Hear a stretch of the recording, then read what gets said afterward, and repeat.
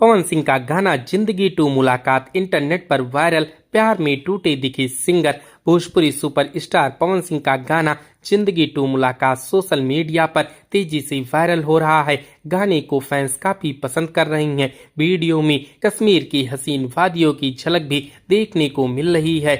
Bhojpuri industry के power star Pawan Singh social media पर काफी एक्टिव रहते हैं। एक्टर का गाना हो या फिर फिल्म रिलीज होते ही मिनटों में वायरल हो जाती है। अब पवन सिंह का हाल ही में रिलीज हुआ सॉन्ग जिंदगी टू मुलाकात इंटरनेट पर तेजी से वायरल हो रहा है। गाने को ताबड़तोड़ व्यूज मिल रहे हैं। ये गाना एक सैड सॉन्ग है। पवन सिंह को उनकी प्रेमिका धोखा देती हैं। गाने की शूटिंग कश्मीर की वादियों में हुई है। पवन के इस गाने को विनय विनायक ने कंपोज किया है। दीपेश गोयल ने इसे डायरेक्ट किया है।